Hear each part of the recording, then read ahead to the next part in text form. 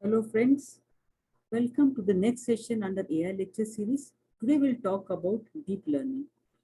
If you go through my previous videos, we already spoke about neural network, we spoke about perceptron model, recurrent neural networks, feed-forward neural networks, and today we'll just talk about introduction to deep learning. Okay. So here it is just to show the relationship between artificial intelligence, machine learning, and deep learning. So deep learning is subdomain of machine learning. Machine learning is subdomain of artificial intelligence, that is AI. So AI we usually use for future predictions, whereas machine learning focuses on teaching. Machine learning focuses on teaching an algorithm to learn from experiences without being explicitly programmed. But deep learning has accelerated computational power and large data sets. So it requires, with accelerated computational power and large data sets, deep learning algorithms are able to self-learn hidden patterns within data to make predictions. Right?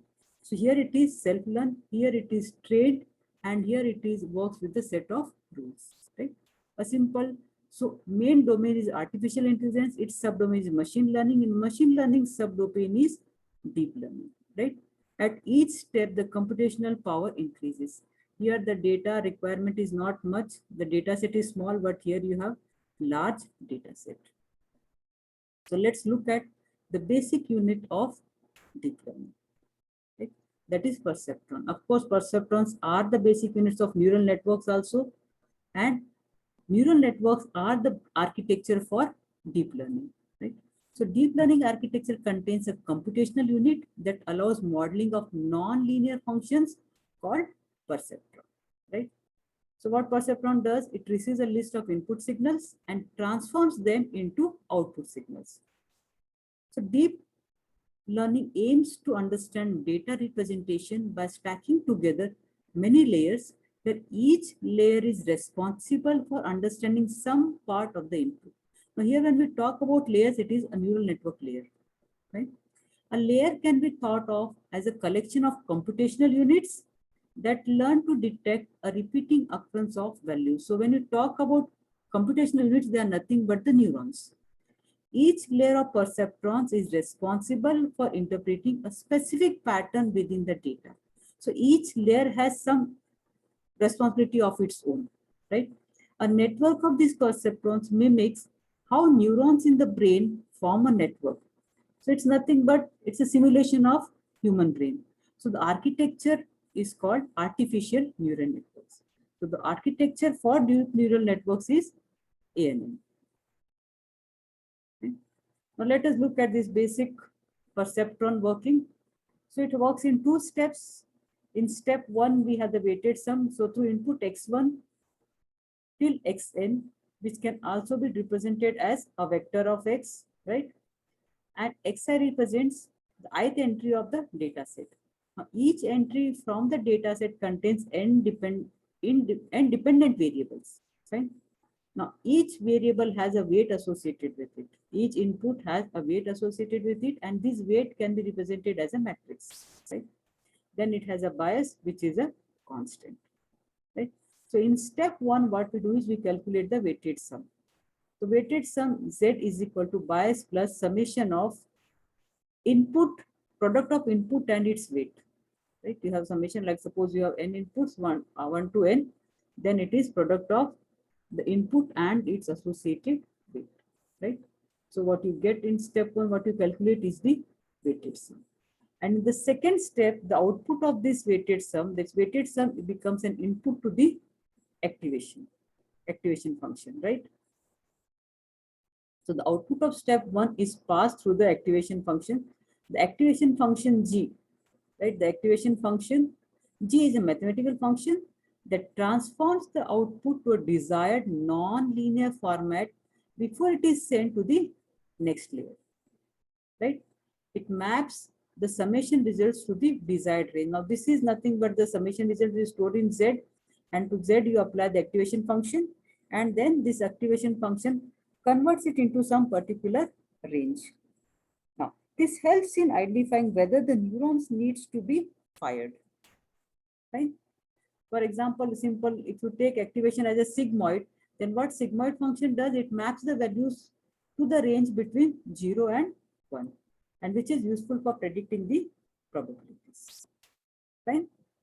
Now, this is an architecture of shallow neural network. So it is the most basic form of neural network that contains 3 layers: your input layer, hidden layer, and the output layer. Fine. So neural network is just a single hidden layer. We call it as shallow neural network. Right?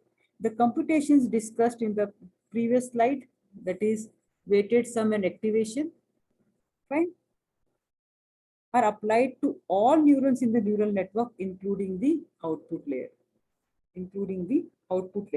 And one such pass, like the activation, the computation from input layer to the output of input is given as input to the hidden layer, and output of hidden layer is given to the as input to the output layer.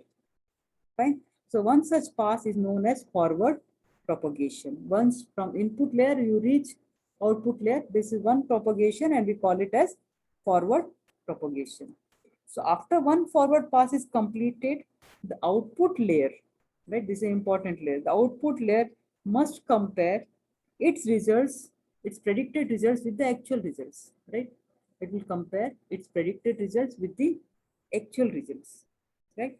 And then the difference, whatever difference it gets between the predicted and actual, will be transformed, will be propagated back, and it will be adjusting the weights so that you get, at each layer the weights are adjusted so that you get the correct or the optimum result which is nearer to the actual value.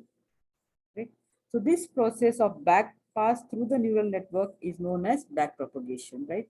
So from the output layer, you go back, adjust the weights, go to the next layer, again adjust the weights, and go to the first layer. So this back propagation while adjusting the weights to get the expected output is back propagation. Hope the simple concept is clear of forward propagation and back propagation. Now there are few terminologies what you all should be aware of. Right? A neural network works to minimize an objective function. Now, what is objective function? The error incurred across all points in a data sample should be minimized. The main motto is to minimize the error. What is error? The difference between the expected output and the predicted output. At the output layer, the network must calculate the total error, fine, for all data points and take its derivative with respect to weights at that layer. The derivative of error function with respect to weights is called the gradient of that layer. So each layer has a gradient, right? Which is nothing but it's a derivative of the derivative with respect to the weights at that particular, right? So derivative of error. The weights for that layer are then updated based on the gradient, right? And this update can be gradient itself or a factor of it. To speak in a simple language, gradient is nothing but there is some number, you can say, which you use to adjust the weights up to what percent you are going to adjust your weights. So how much percentage of change will be made in the weights as you propagate back to get the optimum result or to get the actual result, right? So this update, that is you are updating your gradient. This update can be gradient itself or a factor of it, right? So what you're updating? You're updating your weights. And how you're updating weights? You're updating your weights based on the gradient, right? So you might use the whole gradient itself to update your weight, or you might take a factor of it. Now this factor is known as learning rate, and it controls how large the steps are that are taken to change the weights, right? It shows to what extent you're going to change the weights. That is your learning rate. The process is then repeated for one layer before it and continues until the first layer is reached, because you're propagating back from the output layer, you are reaching the first layer. Now, during this process, the value of gradients from previous layers can be reused, making the gradient computation efficient. Right? Now, the result of one pass of forward propagation, as first time when you're calculating, right? You move from input layer to the hidden layer to the output layer. And back propagation what? From output layer to hidden layer, from hidden layer to input layer. Right? So the result of one pass of forward propagation and back propagation is changed to the network layer's weights and brings the system closer towards modeling the data set provided. So what we do, in fact, for the first time you carry out the forward propagation, right? You calculate the predicted values and you compare it with the actual values. And depending on the difference, the error, what is there, you go back. While moving back, what you do, you adjust, you change the weights. And how you change the weights? You change the weights depending on the gradient, right? Again, from hidden layer, you go back to the input layer. Again, you change the weight depending on the gradient and you compute. So in one pass of forward and backward, you try to get the results as close as to expected ones or the actual ones, fine? As this process uses the gradient to minimize the overall error, the process of converging the neural network's parameters to the optimum is called gradient descent. Fine. Now, this is a simple example of representation of, you can not example, is an architecture of deep neural network, right? A deep neural network is a shallow neural network with more than one hidden layer. So here you have hidden layer 1, you have hidden layer 2. Each neuron in the hidden layer is connected to many others. Each arrow, but I have not put the weights here, but each arrow is weighted. Each arrow has a weight associated with. Arrow is what? Input going from x1 to the hidden layer, right? Input to the other layer, right? So each arrow has a weight property attached to it, which controls how much that neuron's activation affects the others attached to it. So this one's output will become this one's input, right? So its result will affect the computation at or activation at of neuron at this layer, right? Now selecting the number of hidden layer depends on the nature of the problem and the size. Fine. Now, more precisely, in deep learning scheme, each layer is treated separately and successively trained in a greedy manner. Once the previous layer has been trained, a new layer is trained from the encoding of the input data by the previous layer. Then a supervised fine-tuning stage of the whole network is performed. Right? So it is not necessary that if you have more number of hidden layers, you will get good results. No, it might result in overfitting of the model, right? So preferably, well, if your problem size is not that big, preferred is 2-layer hidden layers. Right? Okay. Now, there are many applications. You have applications in almost all fields, right? Deep learning is used in all the domains nowadays. In case of healthcare, it helps in diagnosis of various diseases and treating it. Even you can recognize image recognition of the MRI imaging, X-rays can be read using deep learning. Then you have autonomous vehicles. You have heard a lot about Tesla, right? So here deep learning is used from recognizing a stop sign to seeing a pedestrian on the road. Deep learning based models are trained and tried under simulated environments to monitor the progress of autonomous vehicles. Next, and the most popular one is the e-commerce. So product recommendations, as soon as you purchase something online, you do get so many products related to the same time automatically, like the person who bought this also bought this, right? So product recommendation has been one of the most popular and profitable applications of deep learning. With more personalized and accurate recommendations, customers are able to easily shop for the items they are looking for and are able to view all the options that they can choose from. This also helps in increasing the sales and thus a benefit for the business. Fine. Another application what you have is a personal assistant. We all are aware of Alexa, right? Or Google Assistant. Now, these are the smart assistants. They use deep learning in various aspects, such as personalized voice and accent recognition, personalized recommendations, and text generations. Fine. Now, these are only some small portions of the vast applications of deep learning. Some more may be stock predictions, weather predictions, right? These also earthquake predictions, all these also uses deep learning in their computations. Right? Now, deep learning is possible because you have good hardware, you have good computing power, right? Because large data set is used, so you need high performance graphical processing units coupled with large increase in the availability of data. All these things have made data deep learning a good computational platform. But there are many challenges associated with deep learning when you're doing some project with it. The very first and the basic challenge is need for data, right? Now, deep learning methods are data hungry. Many complex problems such as language translations don't have sophisticated data sets available. Like if you're using deep learning methods to perform a neural machine translation to and from low resource languages, then often the results are very poor. Because when we are talking about original languages, they may not have a good data set already available for deep learning to be carried out for self-learning, which can do the translation, right? So need for data is a biggest challenge. Next, now what you have is a new trend, what is coming, explainability in AI. Right? Because in case of need for data, forgot need for data, even if the data is not available and if you're applying deep learning, you may not get the good results. So what they do, they create synthetic data. Now, synthetic data, what is created may not give you the expected output. The model may not be trained in the expected way, right? Now, next, what you have is the explainability and the fairness. Now, even though deep learning algorithms have proven to beat human level accuracy, there is no clear way to backtrack and provide the reasoning behind each prediction that the model makes. This makes it difficult to use in applications such as finance. Why? Because there are mandates to provide the reasoning behind every loan that is approved or rejected, right?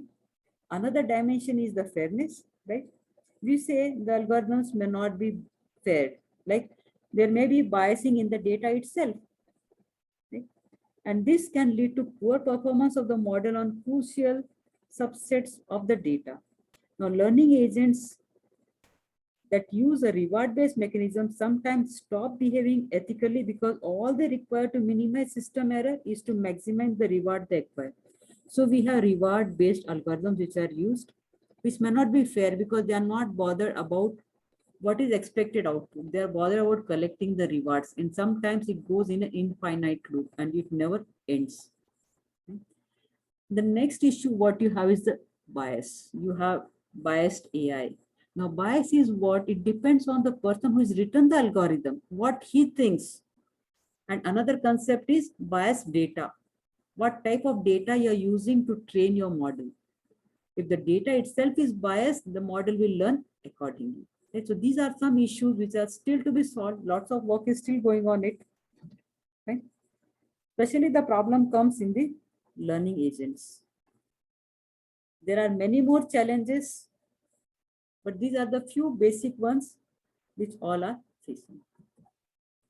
Now, there are some advantages also.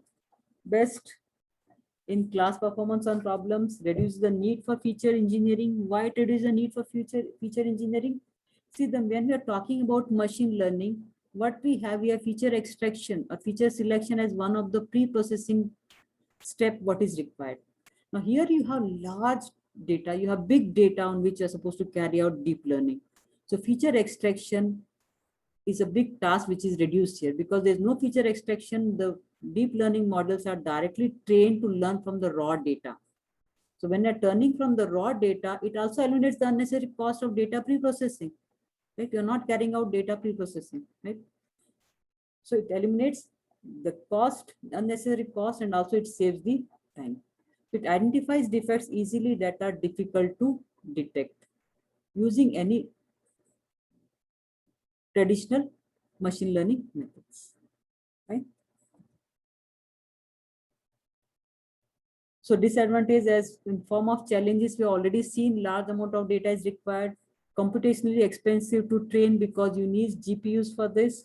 No strong theoretical foundation. This is what I was talking about, explainability and bias. So I expect you all to go through biased AI and explainable AI. So that concept will be more clear about these disadvantages of deep learning. Now let us have a quick look at machine learning and deep learning. So machine learning works on small amount of data set for accuracy, whereas deep learning works on the large data set. That is, you can say big data. Now, machine learning is dependent on low-end machine. You don't need high-end, whereas in case of deep learning, you need heavily dependent on high-end machine because they need GPUs. In case of machine learning, divides the task into subtasks, solve them visually, and finally combines the results. In the case, it's a divide and conquer approach what we use in case of machine learning. But in case of deep learning, it solves the problem end to end, right? There's no division of the task. It takes less time to train because you have subtasks, your feature extraction, your data preprocessing. So it doesn't take much time to train. But here it takes longer time to train because you are learning from the raw data. Your testing time may increase, and here the less time to test the data because training itself is more accurate. Fine. Thank you. I hope a simple introduction to deep neural networks is clear. The concept what you should remember here is in case of deep neural network, each layer has its own functionality and each layer has its own activation, and number of hidden layers should not increase more than two, preferably more than 2 layers to get good results. Otherwise, your model might end up in overfitting. Thank you. Stay home, stay safe.